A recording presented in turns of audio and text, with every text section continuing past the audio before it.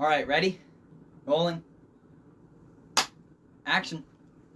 From 1989 till 2004, you would go through the hallways and see animators at work on the next animated film. We were the East Coast branch of Disney Feature Animation. How many of you are a fan of the movie Mulan? Oh, a decent amount of you. How about Lilo and Stitch? That's always a winner. How about Brother Bear? A few of you. All three of those movies have one thing in common, and that's that they were all made in this very building. It was a moment in time when Frank Wells and Michael Eisner were first coming in. They went down to Disney World and they saw Epcot. Michael came back and said, hey, I just noticed that there's no entertainment industry. There's oil and, transportation and all that stuff. What about our industry? We very quickly did some brainstormings for what would just be another Epcot pavilion. And it would be something that would talk about film and television and animation and music and all the things that go into entertainment. They kind of looked at the plan and said, well, couldn't you take some of that land outside of Epcot there, and instead of building more sound stages in LA, why don't we build sound stages and production facilities, and we'll do some of that work in Florida. And we started talking about doing production, and talking about doing a real animation unit of animators and production down there.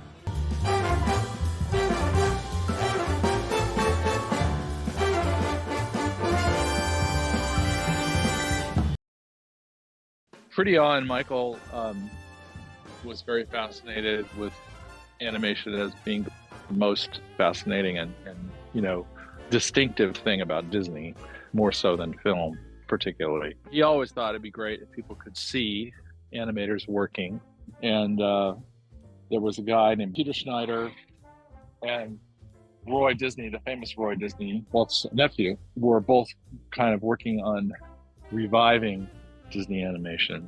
We talked to them about could you do a film out of Florida? If you do one film every 3 years out of LA, could you do one film every 3 years out of Florida? And would some animators, like to move down there and that kind of thing? They didn't like the idea at all. Roy was more receptive than Peter was. I think Peter was concerned that they had a lot of work ahead of them to reinvent animation. And he didn't particularly like the idea of dividing up his talent and his management, having to run, a big animation studio in LA and a satellite one in Florida. But we worked it out. We figured it out. My connection to Disney was unexpected. I was managing this play, and we worked very hard. Rehearsals. We opened in London, and the press came to see it and disliked the production enormously. We ran 5 weeks and closed, and therefore, when the phone went a few weeks later, I was available, and the phone call had come because somebody I'd worked with in the theatre had gone to work for Disney, a guy called Peter Schneider. Anyway, they were coming to London because they were going to do a film called Who Framed Roger Rabbit, and Peter knew me, and he wanted somebody in London that he knew and worked with, and so I got the gig. And then during that time, Disney was doing all sorts of expansion plans, including building what was then going to be called the Disney MGM Studios in Orlando, at Walt Disney World. I suddenly became a candidate to come over. My wife at the time was pregnant, and we had our daughter was born just as Roger Rabbit was completed and finished. So coming to America was feasible. We'd come for a couple of years. I'd open the studio, and I'd go take them through the first production, which originally was going to be a Mickey Mouse Mickey Mouse featurette called Mickey's Arabian Adventure. I came to, Orlando for those 2 years, and then it sort of blossomed for me, really. And I stayed. We figured out how to both create a building where they could work, and yet, people could be seen, and an animator could sort of select, if they wanted to be seen and they were kind of extroverted, they could sit kind of close to the walking tour. But if they didn't like the idea of being seen, they had options. It wasn't like we were forcing people to be on camera or anything like that.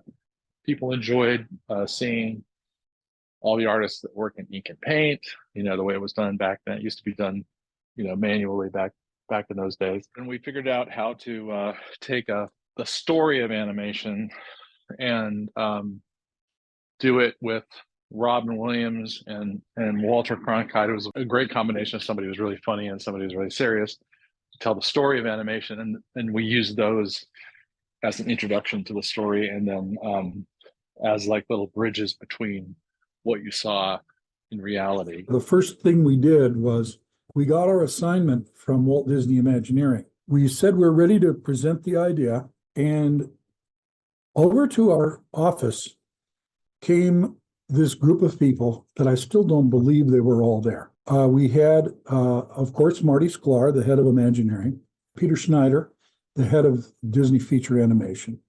We had Michael Eisner, Jeffrey Katzenberg, Frank Wells, and Roy Disney. We're saying, okay, we just want to do some listening here. How do you envision this thing? And there's some discussions that go around in circles. And finally, Michael Eisner says, I've always wanted to do a project with Carol Burnett. Okay, well, they're all delighted with this. They stand up, the meeting is done, they've solved the issue. The director, Jerry Reese, and I are kind of looking at each other. What the heck do we do with this? I arrived, it was a construction site. We were working out of a trailer. So I was overseeing or working with all the designers and everybody else related to opening the studio. We could put monitors out in the area where the real animators were working, because we were only going to put the soundtrack in the hallway where the visitors were. So the animators never heard anything because there was double glass. There was a lot of talk about whether the animators would put up with this, whether this would work at all. That was a really funny thing to get used to. We called it living wallpaper. We called it living in the fishbowl. I think it was about 10,000 people a day on average we had coming through the studio. You had to watch where you scratched and all that kind of stuff. It became secondary. You didn't really notice it after a while. It is amazing to me. I mean, because I know how careful we are about our product, about our art. And it's amazing to me that Florida existed on that level, because you had thousands of people walking by there looking at unpublished artwork every single day. The big challenge for the folks working in the tour building on the glass was making sure there wasn't anything on their desk that shouldn't be seen. So it could be anything from part of a film that no one should see yet to, notes that maybe had a word or something in it. The only time I became very aware of them was when I did something stupid, like I was reaching for something and I fell out of my chair, and you turn around, you're like, hi, how are you? To ensure that the animation facility could accommodate the needs of the artists and also entertain its guests, Disney employees were asked to test the studio while it was still under construction. Because guests moved through at their own pace on a self-guided tour, traffic flow was a major concern. Yeah, we do that quite often. And it's really to figure out, you've kind of decided, okay, we can take 35 people each group, and we didn't want it to be too tight. We wanted to, because there's usually some people who take a little longer, and then we would gather them periodically where Robin would give his little intro piece to Ink and Paint or whatever. We ran it just with, I think we even just hung up boards where the monitors were going to be. I had this whole trajectory as falling in love with Disney animation. I had been approached by Tom Wilhite, and he knew that I was starving to do something creative. And so he handed me the whole situation of the Brave Little Toaster. So I went through that. I was now in that time, like licking my wounds about, we worked so hard on Toaster when we finally had freedom, and then it was not in the theaters. So I just was just trying to recoup emotionally and everything. I got a call from Mark Kirkland, who was a line producer on what turned out to be Back to Neverland eventually. We got 3 weeks to come back to them with the concept. Along about the second or third day, Jerry says, we need somebody that's got more energy. What we need is something like Robin Williams. He's so amazing at improv, and I would put him in the situation of saying, we're going to turn you into an animated character. And as he goes into it, realize that, oh, gee, the color's making me feel a certain way. The background's making me feel a certain way. So they're sitting there going, that's very interesting. And Bob Rogers, it was his studio, he said, well, okay, good. Robin Williams, but you just get a whole bunch of energy with nothing to play against. You're going to need something. How about this? We put him with Walter Cronkite, and Walter Cronkite is doing a story from Disney Studios about how animation is made. So he's going to explain it. And to illustrate it, he picks a random volunteer out of the audience, and it happens to be Robin Williams. Okay, you've got this many weeks to get something ready to show Peter Schneider, and if it gets past him, several more weeks before you would show it to Katzenberg. And I went, what are you talking about? I just came by to get him an opinion, and they're like, no, you have to direct this. And now the test. Friday morning comes. On the walls are all of the storyboards for the Robin Walter version of this. Katzenberg goes into the next room where there's a telephone. He calls Walter Cronkite and says, Robin Williams has already agreed to do it because he's eager to work with you. Then he calls Robin Williams and says, Walter Cronkite's already agreed to do this because he's eager to work with you. My first session was to record the voice work, as I was saying, to get ready for our animation team. So I met with him I flew up north to the San Francisco area and went to a recording studio there to meet Robin. We did the session and he just was so into it, and we were going longer than the session was scheduled for. He's finishing with some stuff and is ready to leave finally at the end of the longer session. And then he goes, oh, one more thing. And it's like, what? And he had one more idea. So the one more thing turned into a great little riff of improvisation. And I wound up using most of that. It was unique, and something I loved about the opportunity was that there was a live performance element to what we were doing. Guests who were visiting Walt Disney World could come in to the magic of Disney animation and not only get a lovely, funny introduction to how animated films are made with Robin Williams and Walter Cronkite, but then walk literally into what we call the tour corridor, where you could look down over the artists and watch them working. I think the thing about the guests was it felt we were really making a film. It was very authentic. We were making the shorts or working on the features. You do embarrassing things. They had a popcorn maker there, and you get these little bags of popcorn, and we would all snack on it. And you would, sometimes you have your feet up, and you'd be watching a story reel. But I would sit back in the chair and sort of lean back in these sort of chairs, and you'd inevitably drop popcorn, and it would go down between your crotch, on the chair, and you'd be trying to get the popcorn out, and then you look up and there's somebody watching you. So you'd forget, and there were stories like that. I had 4 shows that were opening when Disney MGM Studios opened. Back to Neverland was one of them. That whole just collision of fate had me stuck in Florida working on this stunt theater for George, and had me also having to start fixing Crane of Command immediately. Gee, where do we work? Where do we do storyboards? Well, why don't we do it in the animation building in the storyboard room, so that when Robin and Walter come out and go, this is the story department, and here's where they do storyboards, it's like we would be there doing storyboards. So I went, well, at least one room will have something going on there. We were a little nervous, seeing these people looking at us. But after the first 2 weeks, we forgot all about it. We didn't even look at them anymore. We were just very intent on trying to finish the picture. You'd get used to this wave of people going by, and it was sort of elevated. So you'd see a lot of feet and legs, and then you'd see people looking down from the top. It's not what we normally do. You don't normally watch the rehearsal, you watch the performance, you don't watch the preparation. But I decided very early there were options to have one-way glass, one-way mirror, so you wouldn't be able to see the guests. But I went, no, you've got to see them. And then the second most important part of it is that we would only be doing what was necessary to make the films and to fulfill our production needs, and not be doing anything that was fake entertainment for the guests. So sometimes there were things happening, or most of the time there were things happening, but sometimes there wouldn't be anything happening. So we ran it as a real working studio, which of course was the brief from Michael Eisner. He wanted a real working studio, and that's what I try to create that. It became affectionately known as the fishbowl, and I was a fish in the fishbowl.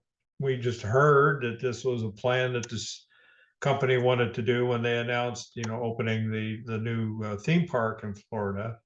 And to be perfectly honest, I was not super excited about the idea. It really kind of bothered me that they were going to do this. And I spent a lot of time soul searching, spent a lot of time in prayer, talking with my wife, just, trying to figure out. I don't know why it affected me so much. And I had a very pivotal meeting with Peter Schneider at the time, met with him, and I basically just said, I'm very conflicted about this. And he laid things out very clearly for me. So I that it was important, as he told me, that they had some, what he called tentpole folks as part of the Florida studio. So I went into the meeting with, mixed feelings, but when I came out of the meeting with Peter, I pretty much had, made a 180 decision about it. And I felt my prayers had been answered as far as, just seeking wisdom in the whole matter. They had to staff up, and they were figuring a studio of about 70 to 75 people. They had already kind of tapped out Sheridan College, which is one of two animation schools in North America. There was Sheridan, and then there was Cal Arts, and they had tapped out both of them. So they thought, why don't we go around the country? Let's interview with art schools that have a great foundation in drawing and painting, and see if we can recruit young artists that know how to draw, and see if we can teach them animation right here at Disney. That's actually a big part of my life, really. I got news that they were building the studio, and I knew nothing about animation per se, like to do it as a career. So I really just sort of boned up on it and took a paint test and got the job doing that. I went to Florida State University, but I also made little music videos on the side. And I made one for Two Life Crew.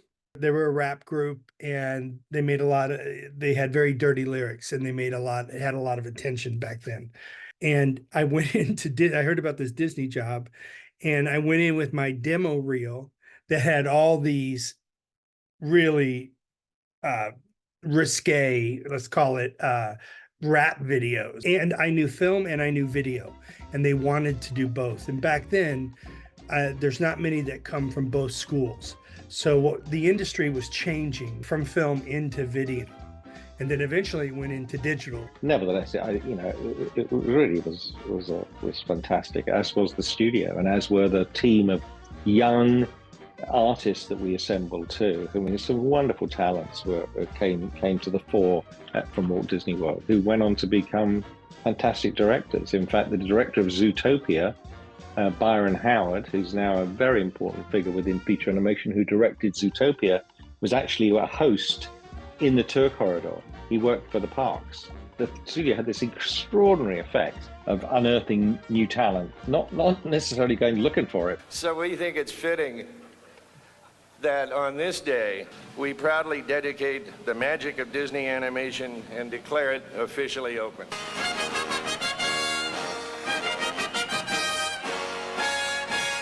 First thing we did was Roller Coaster Rabbit in Florida. And that was all us, in Florida. They didn't have, there was no connection to California other than, they brought in people from California to work. We were there 7 months. We thought we were only going to be there 3. But the first director of the short, whose name I will not mention, kind of went wild. He became a party guy. They had to get Rob Minkoff to take over. I remember we had one animation meeting, and Rob Minkoff was talking about how to draw the rabbit.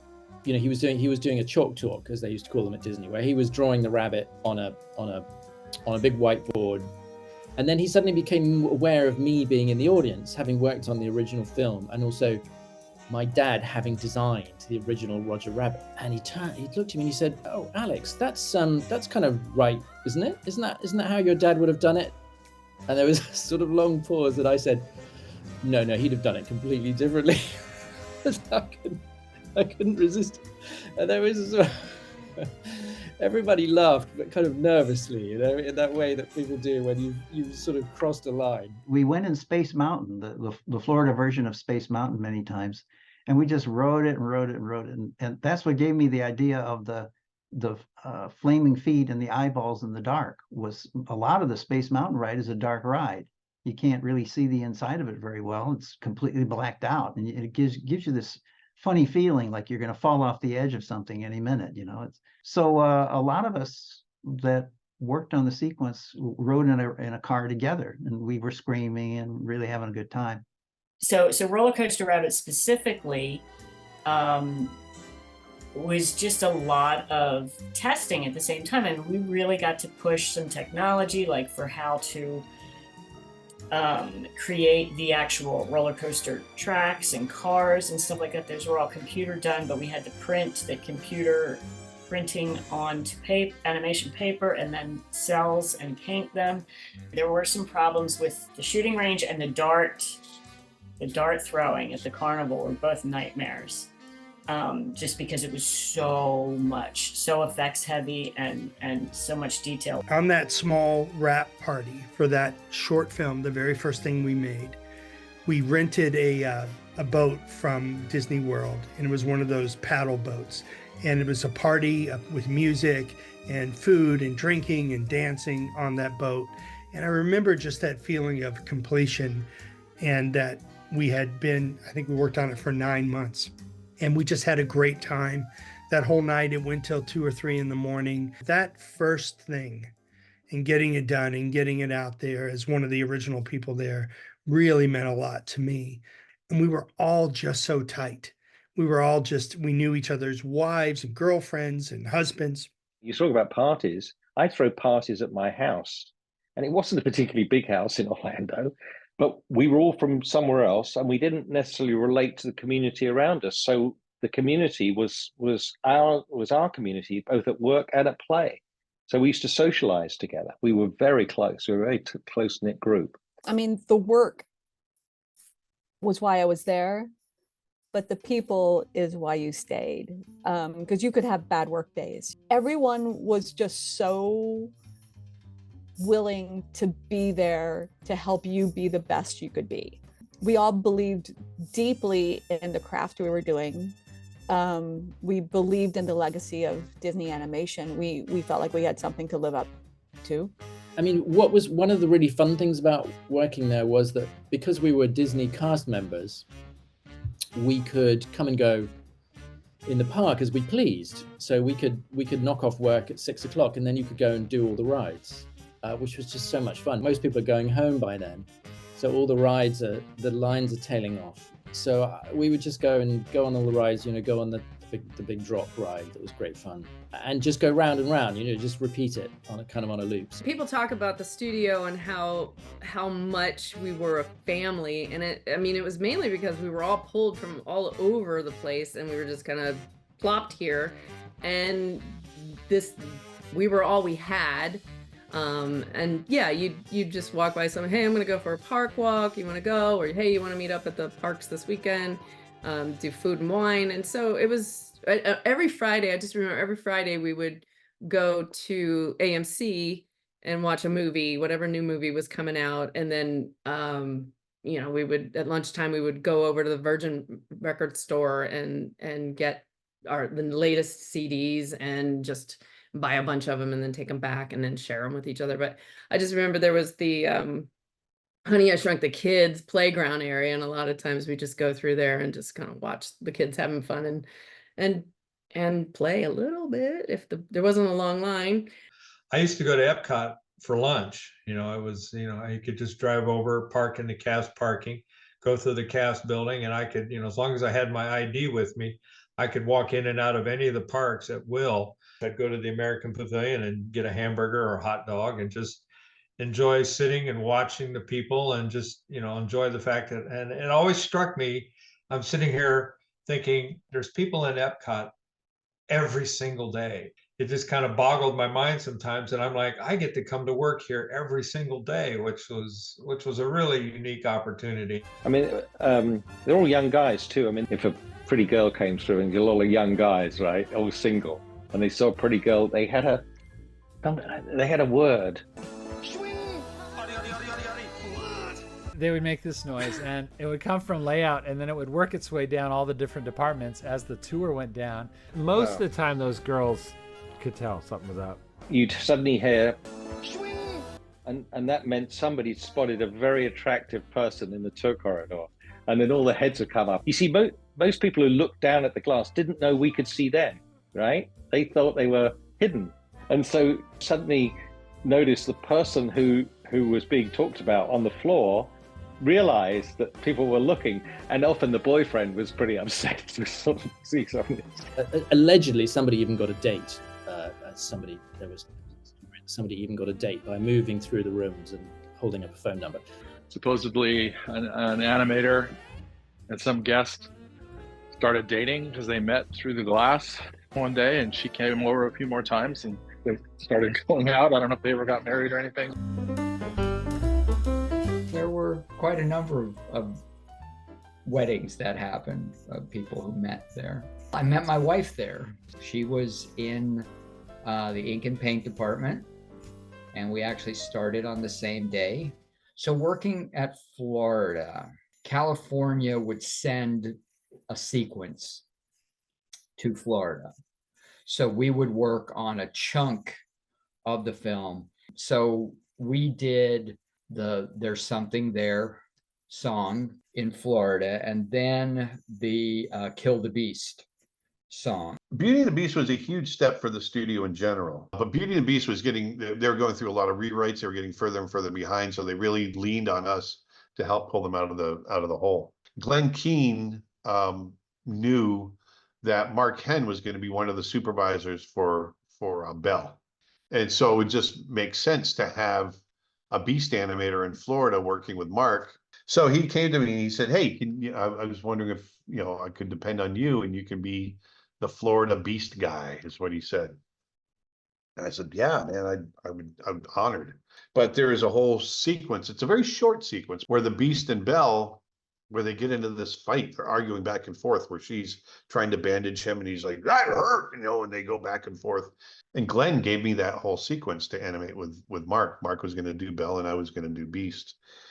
And it's a huge deal. And for me, that sequence, when you go, I would say, Beauty and the Beast really defined my career, but that sequence within Beauty and the Beast really defined my career. I was introduced to this animation world on my first day. So I hired March 30th of 92, and that night was the 64th Academy Awards, and watched Beauty and the Beast win a couple awards. We rented out one of the restaurants in the park. I can't remember which one it was, but we had our own sort of bi-coastal with the California studio. We had our own internal awards, for best dressed or best comedy sketch or best whatever it was, It was just really amazing. They really rolled out the red carpet, literally, sort of a precursor to all of the spectacle that was about to come.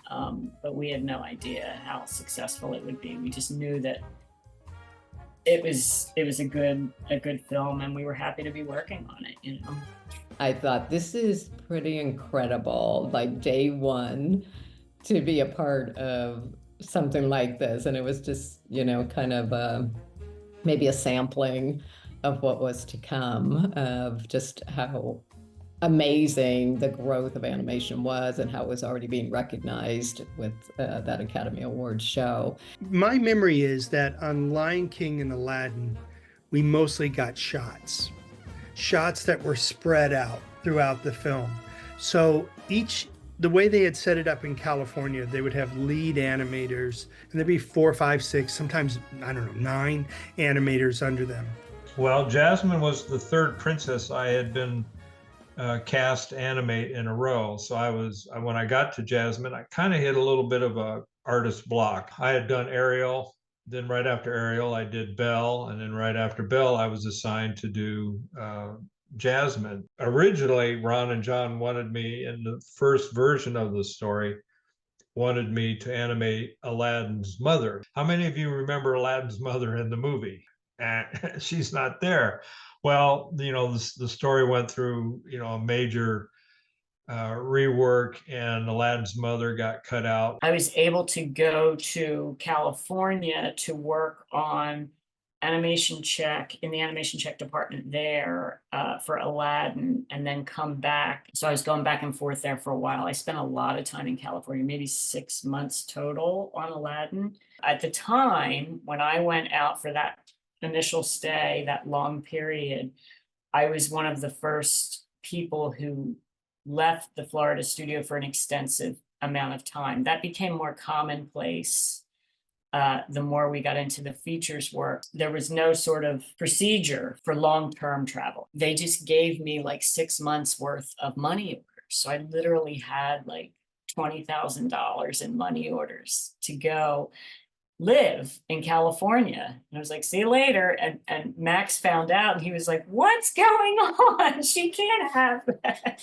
So it was a little bit of a struggle for me to visually find Jasmine. One day that I kind of cracked the nut when I used a picture of my sister, who I felt was about the same age, and the hairstyle was similar. They liked the way Mark and I worked together, and Jasmine had this tiger, Raja. And so they said, hey, Aaron, we'd like to give you your own character now. And so now my responsibility was not just to animate the character, but to design it as well. Spent a couple of months just learning how to draw tigers and doing test animation. I went to big cat rescue facilities in Florida where I would sit and draw tigers. I got into the pen of 3 tiger cubs. I'd say cubs, but they were still about 30 pounds a piece. Then one day I was walking down the road, and there was these cars parked along the road, and one of them was a Jaguar car. And the Jaguar hood ornament was on the front, and it was just this beautiful fluid design that had strength to it. And so I was really inspired by that. One of the key sequences in our film was I let Robin improvise, and we animated metamorphosis animation with him changing into all these different things. Actually, my wife, Rebecca, who was one of our animators on that film, wound up being in the story department for Aladdin. And she was approached by John and Ron. She said they were checking with her and going like, wow, that was really interesting. That, the Robin Williams metamorphosis thing, he could be our genie. And so they wound up casting Robin in Aladdin because of what they saw in the short. At the very end, when the genie gets his freedom and he's zipping to other dimensions and back, one of the outfits he comes back in is the sort of Hawaiian shirt and camera and the goofy hat. Well, that's how I dressed Robin Williams in live action when he first steps out of the crowd and is called as a volunteer by Cronkite to participate in it. I worked in animation services for the first year. And animation services, we worked on some video games, the Lion King Sega Genesis game. We worked on Pocahontas, Pinocchio. Then we worked on a couple commercials and a few things for the park. There'd be space in between the features or other stuff, and that we would do TV commercials. So the little kids from different parts of the world. So what these were is they were going to be just little spots that would loop at Euro Disney, the Small World Euro Disney. So they'd be just on monitors, placed in, strategically, just to keep people entertained while they were waiting in line for. So there were just a bunch of those that we worked on, and each one was like from a different nation. Jimmy Buffett and someone else came to the studio and presented the idea of doing a public service announcement to save Florida's manatees. And then for some reason they fell off the project, and it became one of these things that whenever there was downtime or somebody needed to learn how to do something, they would do a scene from it. So the whole PSA is to get boaters to slow down, because manatees were suffering tremendous fatalities because of boat propellers hitting them and stuff like that.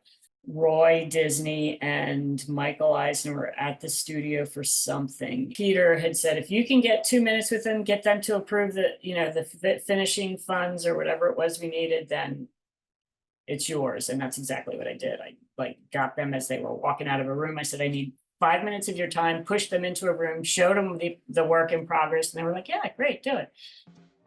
Disney announced plans Friday to more than double the size of its Florida theme park animation studio to meet the demand for its animated feature films. The move comes amid the success of Disney's Beauty and the Beast, which has so far grossed more than $100 million and is the first animated film in history to receive an Academy Award nomination for Best Picture. The California studio will continue to release one full-length animated feature a year, but plans are by 1996 for the Florida facility to begin producing a feature of its own every other year. Lo and behold, a lot of our artists who we hired were international, so there was a lot of international hiring as well. And I had helped with the college program to bring those students, kind of live, learn, grow opportunity to the college programs. The best part, honestly, of starting out in HR is really each person you hired, you got to know their family, if they had children. And so that kind of became the fabric, I think, of the studio, is just that close-knit family feel. I showed my portfolio, I think, twice and got rejected both times. And then finally on the third time I tried, I got accepted to their internship program. Tried out 3 times for the internship, and third time's a charm. Got in as an intern. One of the things that was great about Florida was that they structured the internship basically around the idea of you learning every aspect of animation. So you didn't go in and say, I want to be an animator, I'm only going to do animation tests. You got brought in, you did a layout, you did a couple of weeks of layouts, you did a couple of weeks of animation, you did cleanup, you did everything except for background painting. I think when I was probably in California working on Aladdin, Lion King was in pre-production, right? It was interesting to see it at that point, and then after going back to Florida and then coming back again to California to work in the animation check department, it was, I really did a lot of different, I saw that from a lot of different perspectives throughout the production. It was never meant to be sort of like the #1 show or film, I should say, of that production cycle. Everybody really was clamoring to be on Pocahontas because they were happening parallel in development. We want you to do young Nala. You can work to do that character. You and Mark are going to be animating shots together. That should be enough work for you. And so it was a little bit bigger role from Raja as the next step up. And once again, you get inspiration from everywhere. And one of my biggest inspirations at the time of doing or designing Nala was my daughter. My daughter was about 3 years old, and so she had these big doughy eyes, and I really got a kick out of using her as my inspiration for the look of Nala. And then again, they had a couple of sequences that were carved out for the studio at large, like I Can't Wait to Be King. Chris Sanders kind of boarded that and kind of somewhat directed that sequence from Florida. It was perfect because it was its own style. And so, it was something that could be completely like chunked out of the film and brought down to Florida, because there weren't necessarily model issues or, this person is drawing the character differently than that person. It was its own style. It was that really graphic, cartoony style. So the fact that it was like visually different than the rest of the movie made it a perfect thing to bring down to Florida. I was cast on the Hyenas under Alex Cooperschmidt, who was our supervising animator for them in Florida. And so we did Can't Wait to Be King. We did the Elephant Graveyard sequence. So that's a lot of hyenas. I ran the Young Simba unit out of Florida, in addition to the studio doing a couple of key sequences, but I was largely in charge of Simba from Florida, and it seemed to work out just fine.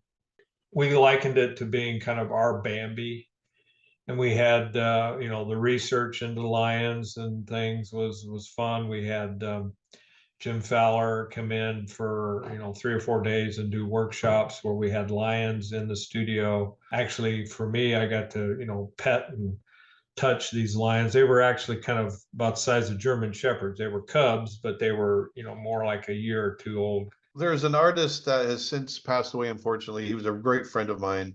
His name was Press Romaneus, and an amazing draftsman, incredible animator. And he had one of the old 1940s desks. He worked in California. And so when he went on to Aladdin, he did this, he carved into the desk, a big thing of Aladdin and the genie, I think it was the genie, in the desk. And it was just beautiful. It was really inspiring. And so I was like, man, I want to do that. So the day I started on The Lion King, it was in December of 1992. I carved this lion head into my desk. There were parties that related to the premiere of the movies. So, of course, when we did Aladdin, I went to Morocco and took over Morocco. I got the little canal that connects the Disney MGM Studios to Epcot. There is if you open something, you can, and we brought everyone by boat to the Moroccan pavilion, and we threw the Aladdin party there.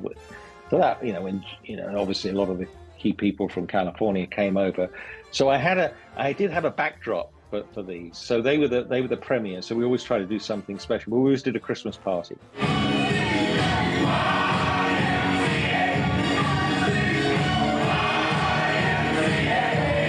I just know that there was a band, that a couple of the guys formed a band. Oh, I know what they called themselves, the Kissimmee Sound Machine. And so they would play at a lot of these parties that we would have. And it was pretty cool. So we had some great musicians in that were artists or working at the building. Aaron Blaze was a great guitar player. You had Ronnie Wilford, a background painter who could play guitar. Barbara Poirier, who was a receptionist, but she was a great drummer. A couple bass players. Joe Gilland in effects was a good guitar player. And so they sort of would form a band and practice and then perform at a Christmas party. And they blew the roof off every time. It was so much fun. I come from a family of musicians. My father was a professional musician for 30 years. He loved that I got into doing what I was doing, but his secondary dream for me was always to follow in his footsteps and be a musician and play professionally. Every Christmas we would put together a band, and we treated it really seriously. Actually, we put together a 2-hour set of music, and so I would make sure every year at Christmas time I would bring my father to this performance so he could sit up front and see us. And they, Disney was great. They would give us a 50-foot stage and a light system and PA and the whole deal. It was pro. It was really, really cool. And if I don't say so myself, we sounded pretty good.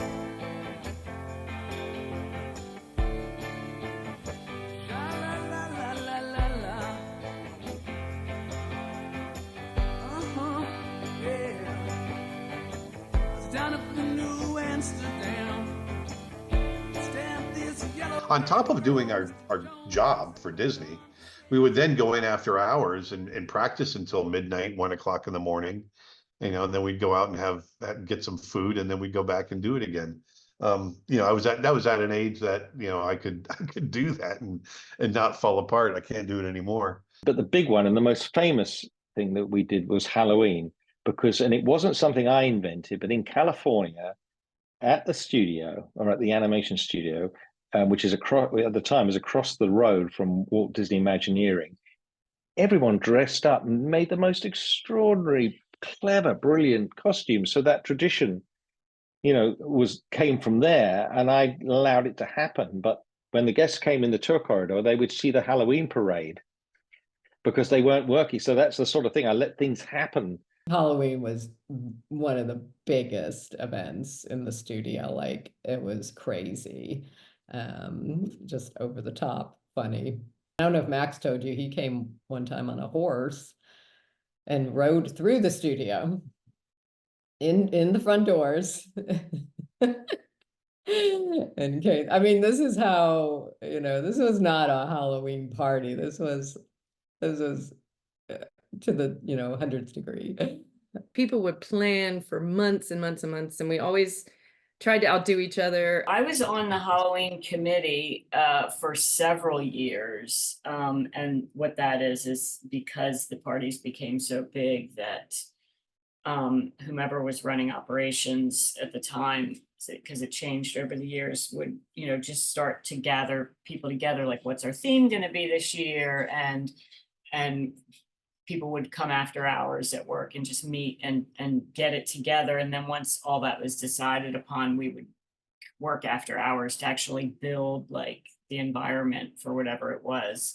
We did Sleepy Hollow one year. We did a cemetery of some sort one year. I kept my Barbie costume a secret until day of. My boyfriend at the time helped build the box.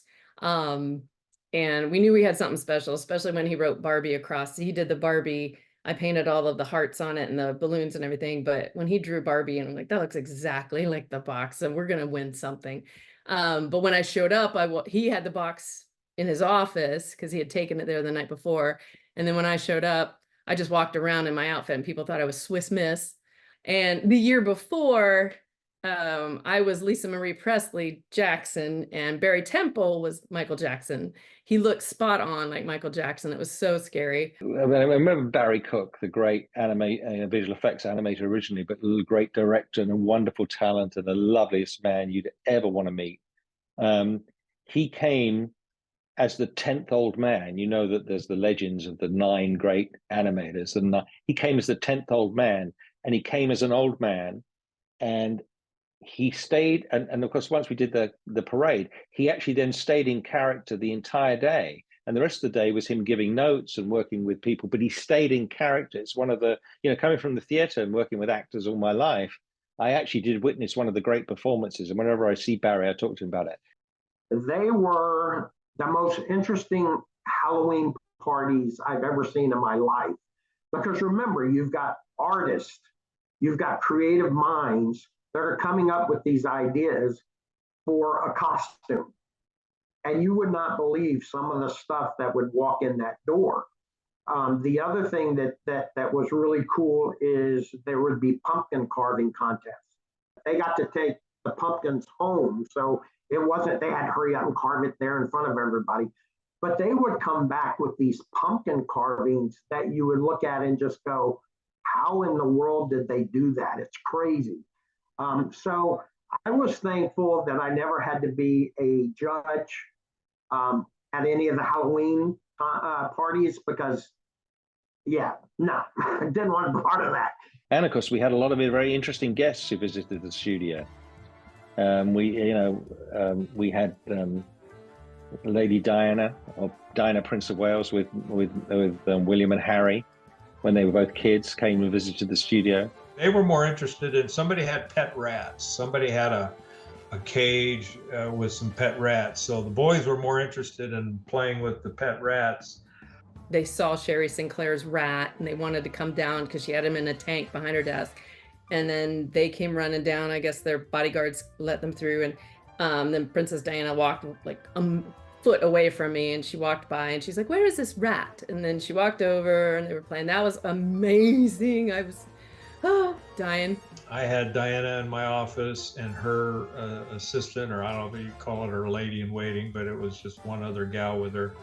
And then while I'm talking with her, Roy Disney shows up, and I introduce him to Princess Diana, and Roy's like going, yeah, we were on the same flight from London. I said, you were up in the nose, Princess, and we were back in business class or first class or whatever it was, but she was in the nose. I think it was a 747, but so I had Roy Disney and Disney royalty, if you will, and then I had literal royalty in my office, and that was a real treat. I remember spending a lot of time with Michael Jackson, who loved animation and used to come on the tour. I mean, that was almost created a riot because I was taking around, introducing him to people, and then up in the tour corridor, people realized Michael Jackson was, on the floor. Well, of course, they wouldn't leave the tour corridor. You're supposed to, how Disney attraction works. You start with the film and you do the tour, and it was self-guided to some extent with monitors. And then you went to the final one, and well, of course, he backed up and was just overcrowded up there. I mean, the list goes on and on and on. And Robin Williams came and tapped me on the back of the shoulder as I was working. He says, "Aaron, it's time to go to lunch." And just funny little anecdotes like that, where we had Star of the Week every week at MGM. Plus, celebrities that would just happen to come to Disney with their families, and they wanted to see the animation studio. My favorite one was Robin Williams, who toured with his family and Bobcat Goldthwait. And then he did this whole routine where he took out his wallet and he pretended like he needed $5 from the people in there, and like he was broke. And it was all mimed, and it was classic Robin Williams. I entertained presidents. President Carter came one Christmas, and I remember screening Beauty and the Beast, I think, for him and his family on over Christmas. And so we almost got a little blasé. It was like, who's coming in today? I remember I spent a lot of time with Henry Kissinger, who came to visit and bought Oscar de la Renta and several guests and came for a tour. And I remember, so I've heard Henry Kissinger's voice firsthand. It really is that deep. It's the deepest voice I've ever heard. Well, one day I'm minding my own business in my office, and my boss comes through and basically says they're doing this, shooting this episode of Full House. Would you be interested in being a part of it? And I'm like, yeah, sure. I don't even think I even watched Full House on a regular basis. I knew about it. The part got whittled way down. Originally, I was supposed to meet Joey outside the studio. We were supposed to have a little banter, walk into the building, and then do the interior stuff. To this day, I probably have more people have seen me on that episode, or when they hear about that, they get almost more excited about that than the rest of my career, which is kind of funny. It tells you the power of that show. It was so popular, but that was fun. That was that was a lot of fun. We used to have a white upright piano, and Alan Menken and Howard Ashman came to visit. So when they were there, I thought, I'm going to get them to sign the piano. So I gave them a marker, and they both signed this white piano. 2 days later, I got an email from the head of custodial saying that after spending a lot of time, they'd managed to remove the graffiti from the piano. They had a big ceremony. It was like put your footprints in cement kind of thing. And Ward Kimball and I think Frank Thomas. I'm not sure if Ollie Johnston showed up for that one, but several of the real old timers came to that and put their footprints in cement.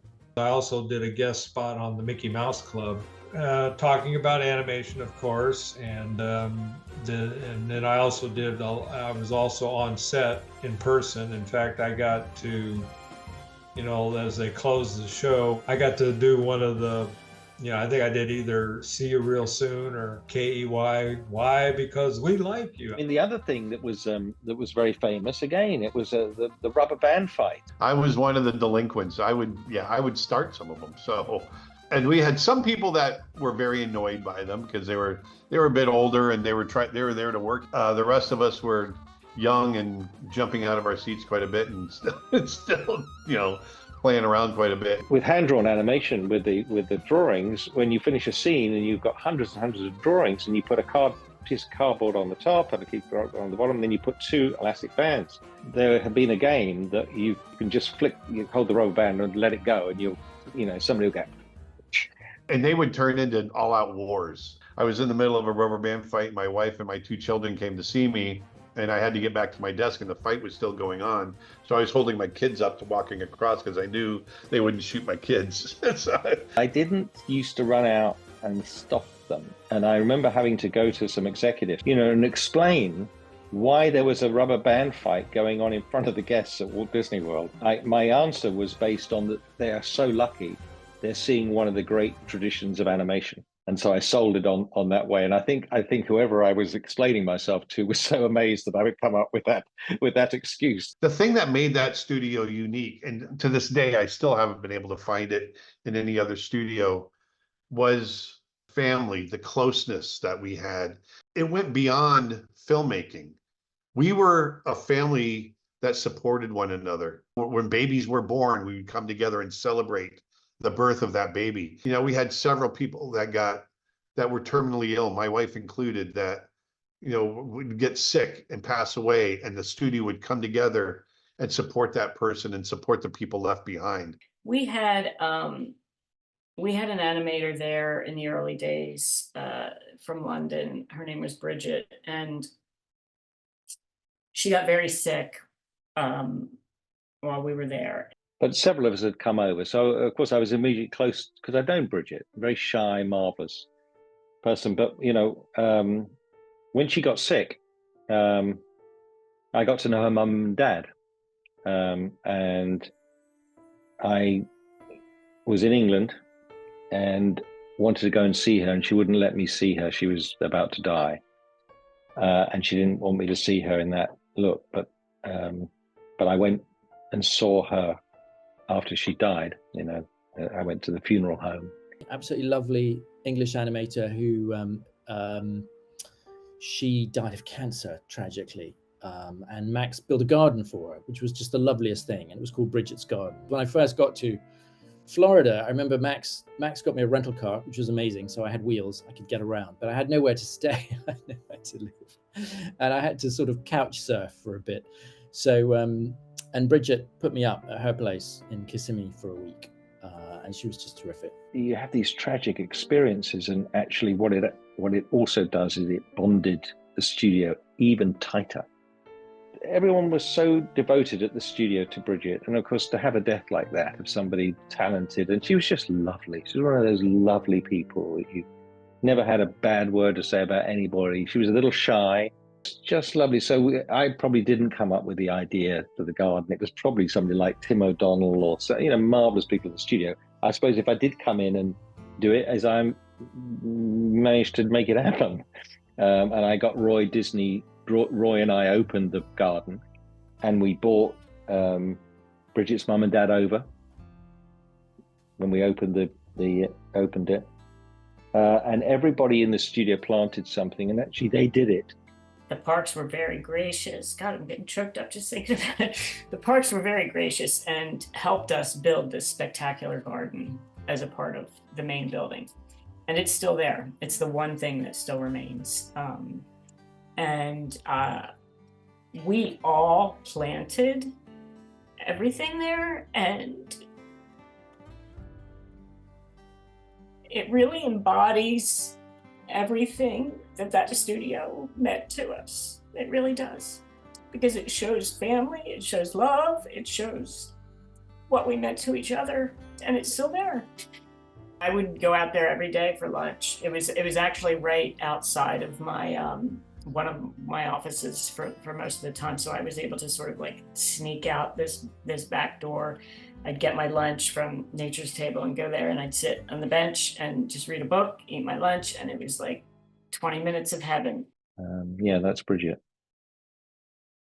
People-wise was definitely a period of years to really just grow every department. Some came from California, some came over, but we had a really amazing kind of professional development department as well, where artists could come in and actually kind of be mentored and develop and grow their professions. And I remember when Mulan started kind of coming up, and the whispers about the possibility of us producing our own feature was really exciting.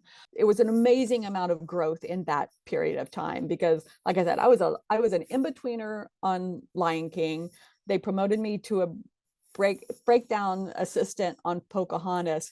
By the time I got on Mulan, I was a key assistant, and that kind of ramping up, like every movie you get promoted, is not a normal kind of trajectory for most people's careers. And it wasn't because I was exceptional in any way. It was just because we were growing so fast that by the time, if you'd worked on a movie, you were now an old timer because we were bringing in so many new people. Had to further expand the studio. We kept expanding.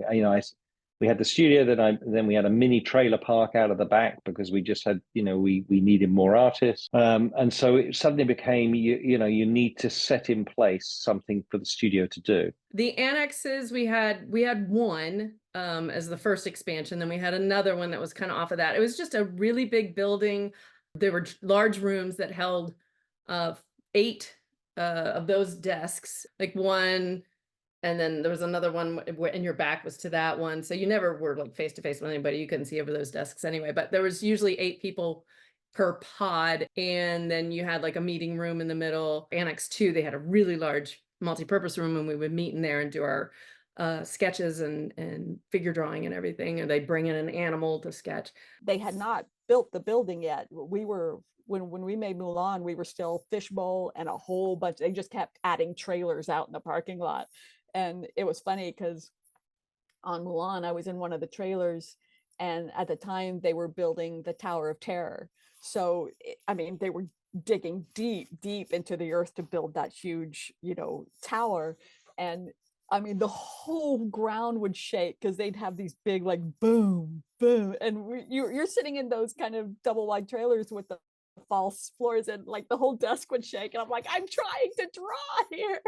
But there were problems. It was Florida, it's humid and stinky. And at one point some like animals died in the ductwork or something. It was just there was a horrible smell, and where the air conditioners would break and stuff. It was problematic. As we were growing, I needed to create further ambition, and the idea that we could make a movie in Florida was so key. So we set in motion. I worked on all the early development of Mulan, but there was a moment where suddenly, with opening the Paris studio, and they were moving to the new studio in California, they were coming back onto the lot, and over I came. Obviously, Ken had been there a while as well. And I think there was, if I recall correctly, probably a period of time where I and maybe one other person were sort of splitting responsibilities. And then, that only works for so long. It was something I, felt very passionate about, to be able to do that for the studio. The transition, I think, was very smooth as far as how it took place over that period of time. We all knew what needs to get done, and we go to work every day and make that happen. So it was a huge, I think, opportunity to have that gift to be able to do that and grow into that role. I was a key assistant animator on Mulan, on the character Mulan. And we had to prove ourselves because that was our first movie done strictly in Florida. So we had to prove ourselves. We had to really be conscious of every little line that we put down because we didn't want anything to breathe, as they say. They want the drawings to breathe. They didn't want little things to flicker. That was the pinnacle of our growth as a studio, was getting that full feature to do in Florida, and that was very special. It was a really kind of exciting time. We had so much we wanted to prove. We wanted to prove to LA, to Burbank, that we could make our own movie. We wanted to look better than the California movies. We were like very competitive in that way, where we were like, we want it to be the best looking movie that's ever been produced. Mulan, like all the other films, went through its story upheavals. I was, as asked to do Mulan by the directors, Barry and Tony, and that was fine. But then there was a point where I was just kind of spinning my wheels. I was just spending most of my time just drawing, character designs for Mulan. I was very fortunate. The producer invited me to go on the research trip to China, which was extra special because normally animators were not allowed or not usually invited to go on these research trips. They were usually reserved for head of the directors, the art director, head of layout, those kind of what they consider the artistic core. We worked 15-hour days, 7 days a week on that for at least 6 months, maybe 4 to 6 months. We worked every day. It was worth it because it turned out so great. That was one of our pride and joys right there. I was cast to do the villain of Mulan. So they wanted me, that's a major role. It was a main character. I was so excited. I'd had these small roles leading up, and now all of a sudden we had our own film at our studio, and I was going to get to do one of the main characters, this villain. Now everyone knows that in Mulan, the villain is the Shan Yu. When I came onto the film, there was a character by the name of Bao Geng, and Bao Geng was the villain. And so that's the character I was cast to animate. So I spent several months researching armor and the looks of that period, along with working with the art director, designing, doing thousands of, I've got thousands of stuff, of drawings put in crates around here, of doing all these Bao Geng drawings. Until one day I came in and the directors called me in their office and they said, well, we got some bad news. And we got good news. And so during one of the rewriting, they kind of combined characters, and Bao Geng as a character went away, and the Shan Yu took a bigger role. We would love for you to do several characters. And so they said, we haven't cast all the ancestral ghosts that come to life in the backyard. And so we'd like you to be in charge of all of them. I was like, wow, that's cool. And they said, we've also got this character from the Gang of Three called Yao, who's a stocky little guy that likes to fight all the time. And we feel like your sensibilities would really be great for Yao, and we'd like you to do him as well. So I ended up, getting these several characters that really, it was enough work that kept me busy the whole project. At some point, I was asked to do Mulan. And then at some point, the directors called me into their office and said, would you be willing to take on her father's role? They explained to me how Fa Zhu and Mulan's relationship was kind of the heart of the picture. And I was just like, sure, happy to. I got it. I got to do not only Mulan, but her father as well. And a couple of those key moments where they're together, which again is the heart of the film. I look at Mulan now, and I mean, it's the best cleanup I've ever seen in a film. It's just so consistent, so well done. The line work is that beautiful, thick, thin calligraphic, which is hard to do and hard to keep consistent. The goal as filmmakers, storytellers, we wanted to tell our own stories. Doing second unit sort of service work is one thing, but if we could expand, and because we started with 60, 70, I can't remember people, but we got over 300 on both, I think, Mulan and Brother Bear.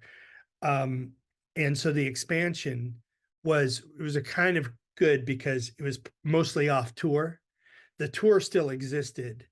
Everybody kind of moved, like cleanup and rough animation moved into the main build or the big building, and then special effects, final check, camera, they were all still in the part of the tour. So most everybody that was in that tour was the special effects artist, and where most of the other art happened. And then you had the, well, we didn't have ink and paint anymore, but you had final check and you had the camera that you could still tour through. But Disney Company announced a major expansion of its animation operations at Disney MGM Studios. The long-awaited expansion, anchored by a new 200,000 square foot building and a workforce of 400, is meant to accommodate continued rapid growth in Disney's animation work in Orlando. The animation group now includes 360 artists and support personnel.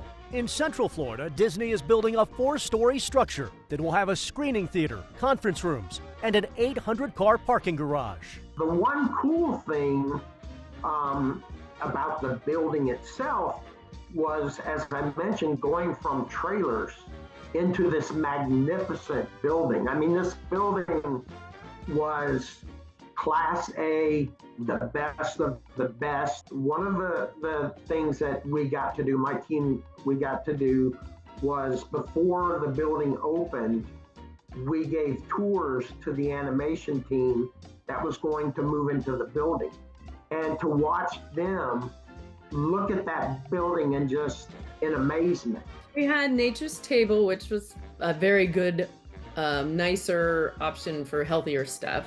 We had a gym, we had a huge multi-purpose room. We had a beautiful library with a nice balcony that you could just sit out and look at books. It was so spread out. It was lovely. And then we had the Dumbo ride vehicle was in there that you could see from the tour. We had that cool part of the tour was where they had the glass that was fogged out, and they could hit a button and it would clear it, and then you could see into the animation building.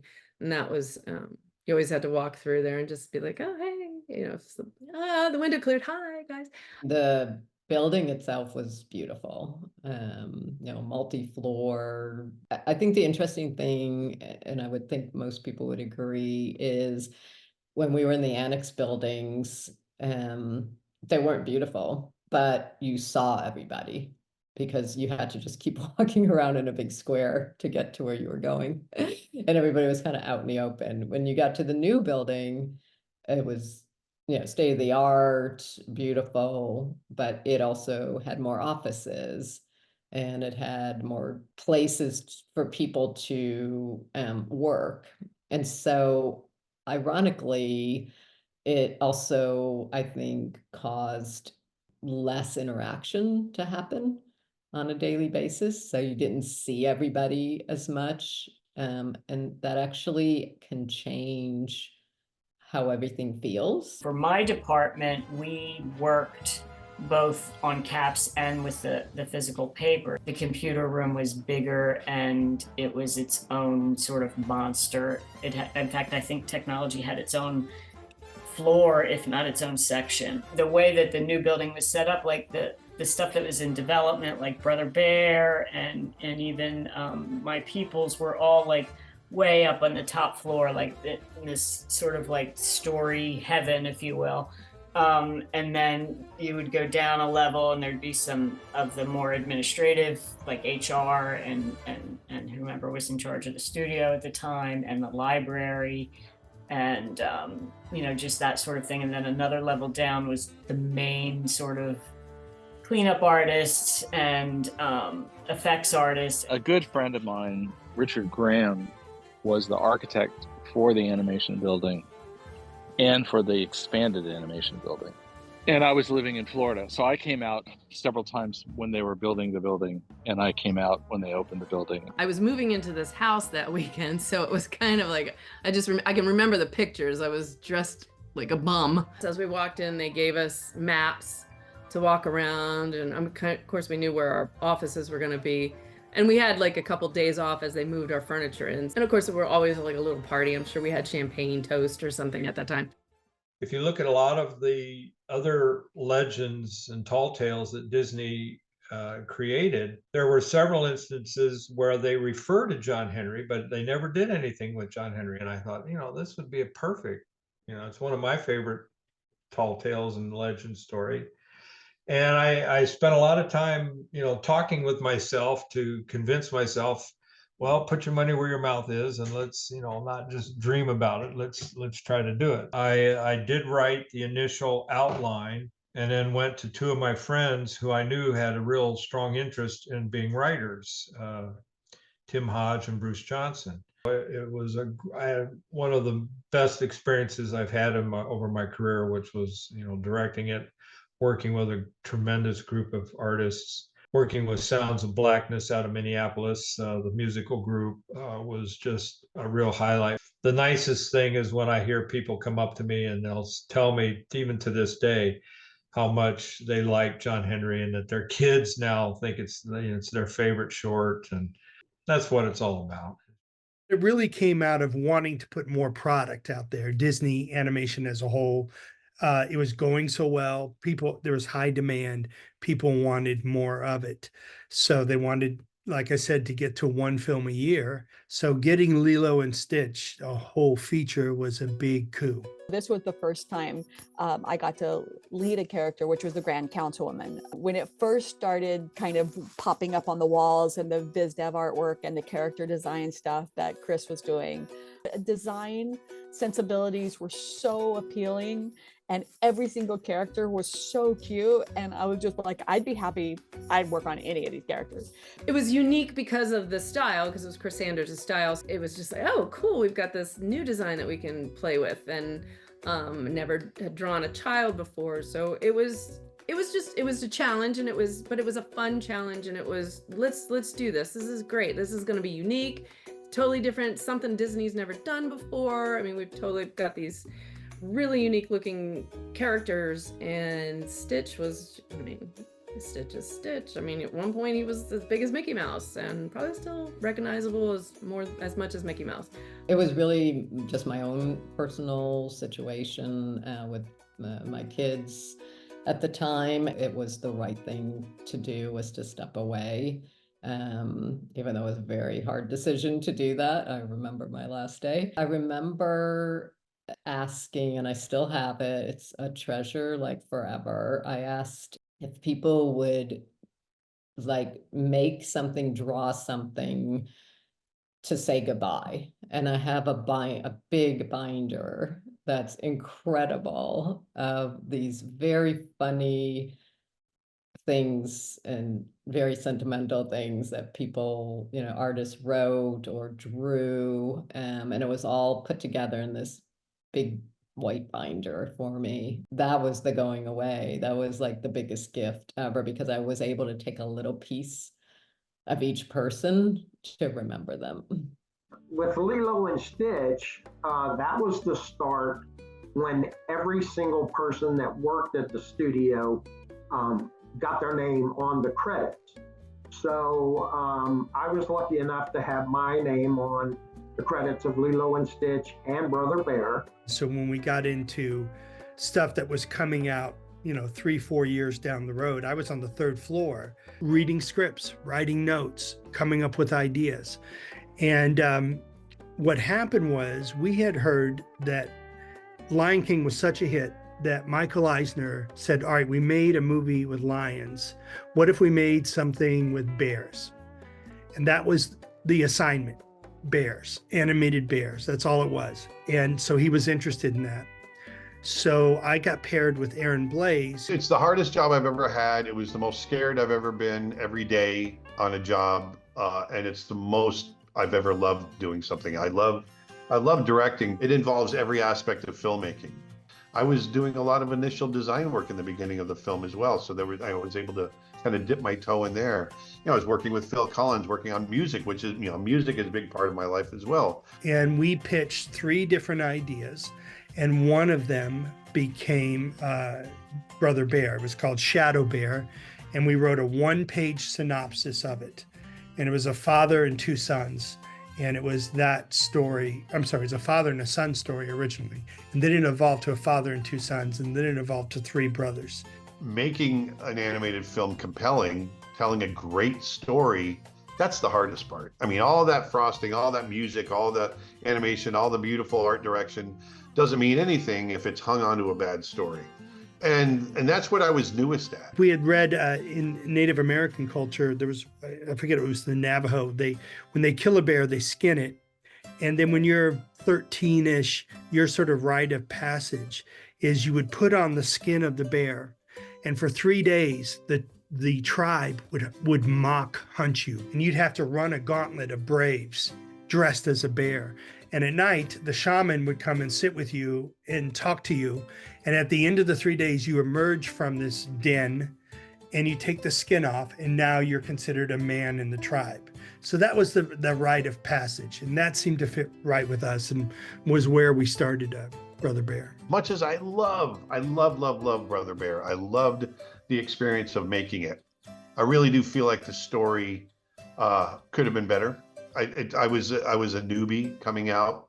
Overall, I'm proud of that film, but I also think, if it had made a bigger splash in the public, maybe things would have gone a different way, but it just didn't. It wasn't the hit that we hoped it would be, that I thought it would be. And unfortunately, the industry went in a different direction. I would like to announce the nominees for Best Feature Animation. The nominees are Brother Bear, Edwin Quaid, and Robert Walker. The animation category was very strong then. And unfortunately, we went up against Nemo, but we were able to go there and enjoy it. And I sat next to Phil Collins and my mom and Faye Dunaway, and it was and the Lord of the Rings guys that were right in front of us. So it was a blast. I was developing 2 films, really, I think 3.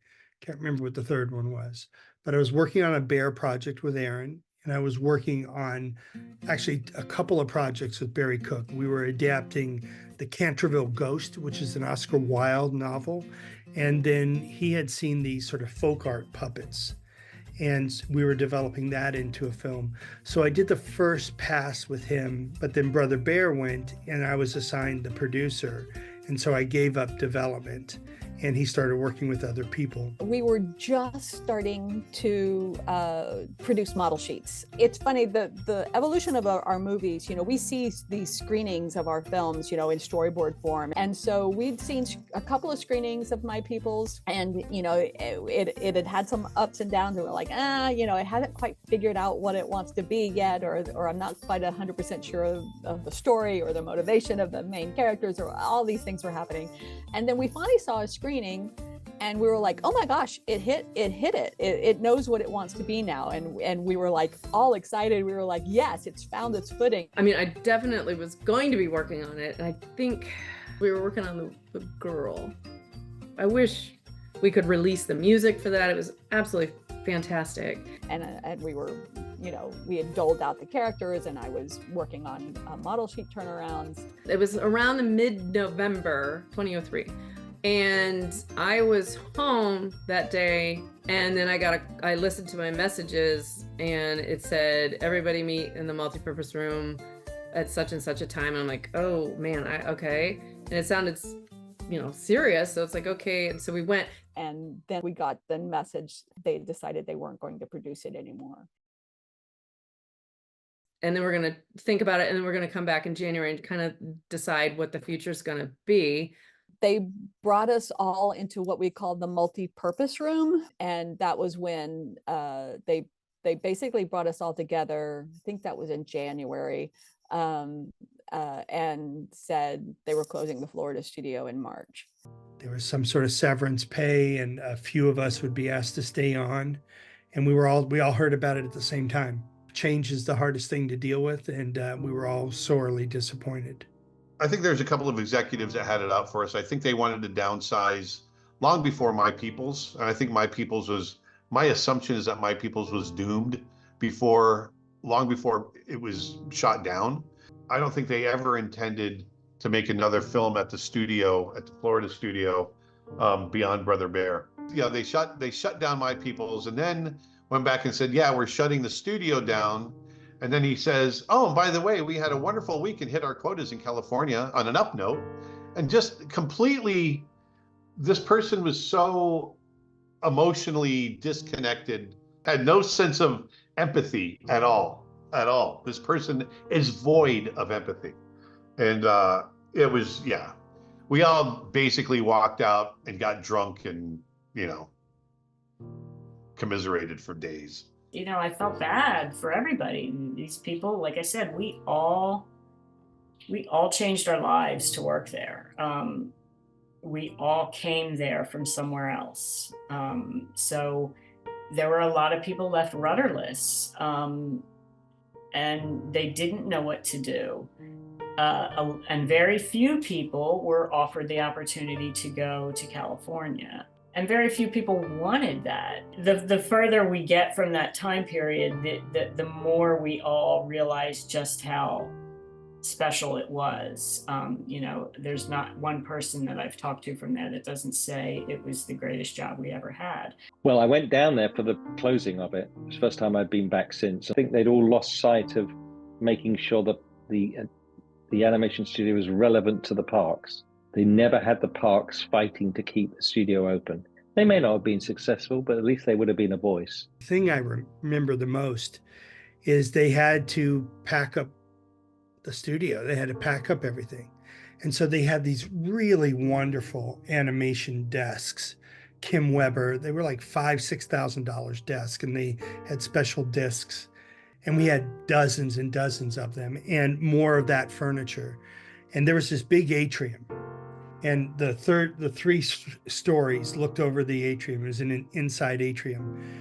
And as they were rolling people out, and like I said, I was one of the last 4 or 5 people in that office. But you would look, and they sold off some of the desk, but there were probably 100 pieces of furniture turned on their side, wrapped in plastic. And it was like an animation graveyard. It was like all this stuff that all these brilliant artists worked on and made these great films. And it was just all being shipped off, loaded onto trucks. There's a great Spielberg movie called Empire of the Sun. And at the end of that movie, after the war, they go into a football stadium, and it's all these chandeliers and Rolls Royces and elaborate dining room tables and all this stuff. And that's what it felt like when it felt like the end of that movie, just really sad that all this history is just being shipped away. And I don't know where it ended up. Some of it's in schools around the world. People bought them. Some came back to California. Everyone was given the opportunity to purchase their desk, their equipment. I'm actually sitting in my chair from animation. And there were 2 reasons that was done. One was, of course, it was cool to do that for the employees, right? The cast members. But 2, that equipment was not going to be used in California because California had already gone to digital production. And so what are you going to do with animation desks and background desks? And so a lot of our team members have their desk from feature animation at their homes. I think I bought it for $1,500 or $1,000 or something like that, and loaded it up on my truck and took it home. There you go. And I also got some layout flat files as well. So I've got big 24 by 48 inch side by side, 2 24 by 48 inch flat files for all my flat art as well. But yeah, that was my big takeaway was my animation desk. When it was alive, you could go in that atrium and you'd hear a pocket of laughter over here, or somebody goofing off over here, or people eating and telling stories, or outside. Now you go into the atrium and it's this vacant tombstone place and nobody's there. But you just walk in and out of those desks and furniture. You'd pull out a little side drawer where you'd have paper, and they'd have done a drawing of the Beast or of Pocahontas, because that's the character they worked on, or some people even carved into them. So they were very individualized, customized desks that people really cared about, and it was just kind of thrown to the wind. I was able to negotiate another contract to develop another film. Along with Chuck and Bob, who is our co-director, we started developing other stories. The 3rd floor was a development floor at the studio in Florida. And so we went back to our offices after they had announced everything shutting down. And, we went through all the pain of all of that. And then we had to get back to work. And we would come in every day and we would storyboard and do art. And we had our little corner of the building while the rest of the building is getting emptied. They were carting desks out, and they were, and every day you'd come in, there's a little bit less of the studio and it's a little bit more empty. And we continued to have our little corner to try to make another movie. And it was just so bizarre to have all of this history that we had created at the studio, 15 years of making films, and you just see it bleeding out the door, just gushing, desks and everything. All the artists are already gone at this point. And then finally, it came time to shut down our section, which was in July. And so we left and walked out the door in July of 2004.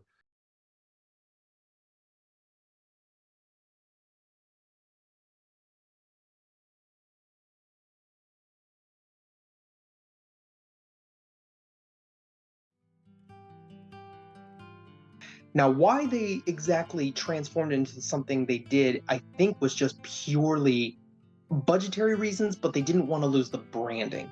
So they went with a show about character development starring Mushu because Mulan was the first. The animators who did the Animation Academy had to do an hour a day at the Mushu show. Some people that did that couldn't draw, they were just great actors. When they would show the highlights of the next movie coming up, I would sit down at the animation chair, and in the dark, I would sketch a Mickey Mouse. The lights would come on, I'd sign it, I'd spin back around, but somebody in the front row, always, every single time, without fail, noticed that I just drew a Mickey Mouse.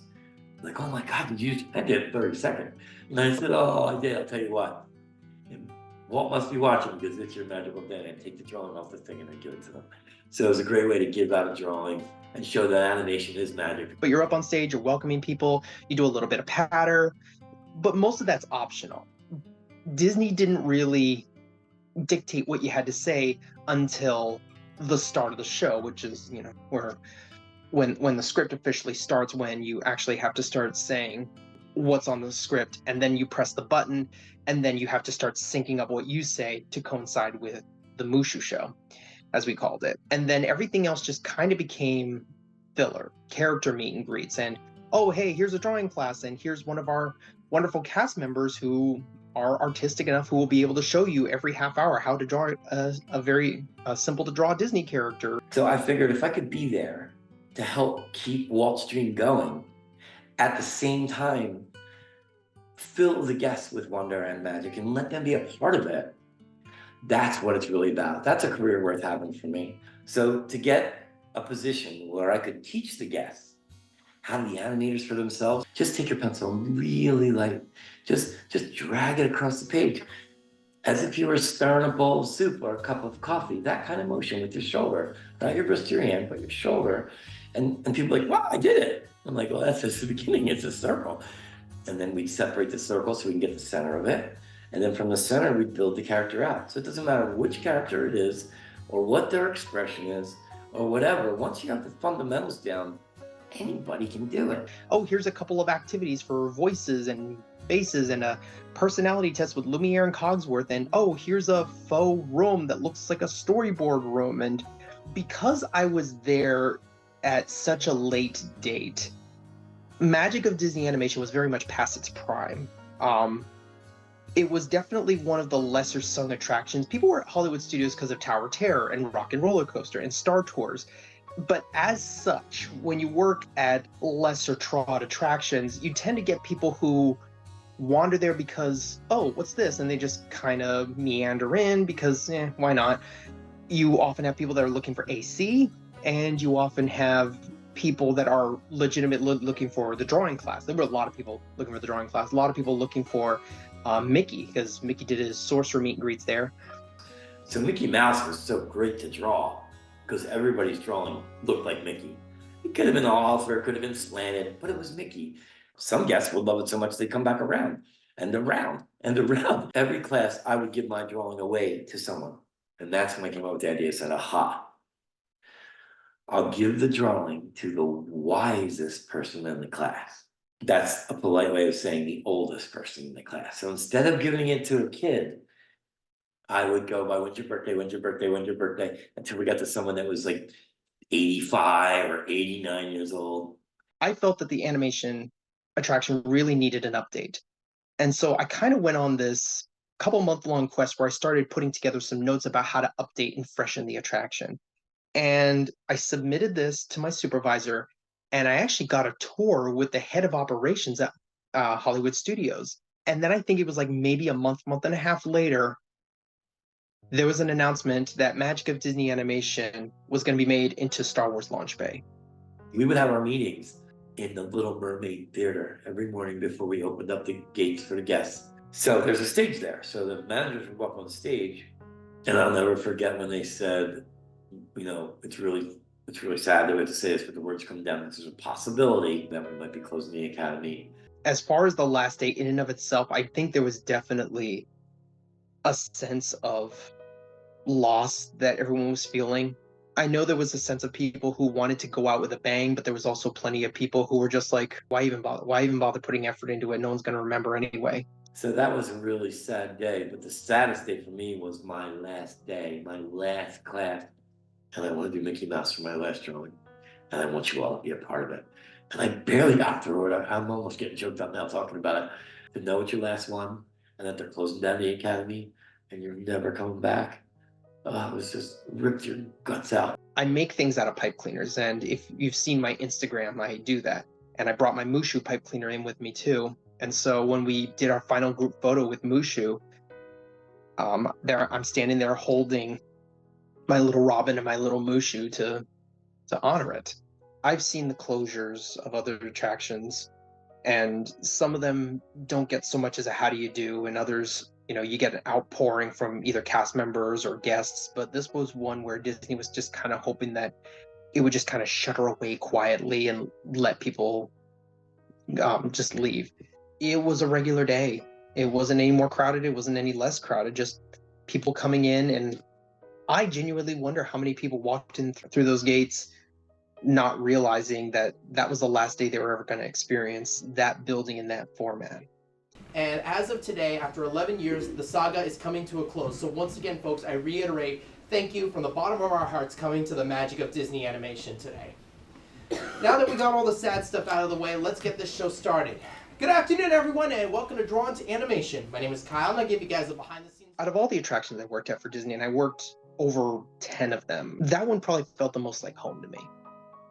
There was more people there. I think that was thanks to the artists who were there because they were passionate about it. That's the one I feel closest toward. More than Hall of Presidents, more than Jungle Cruise, more than Great Movie Ride. Literally more than any other attraction I've worked at. That's the one where I felt like I actually had a family that cared about what we did and why we did it.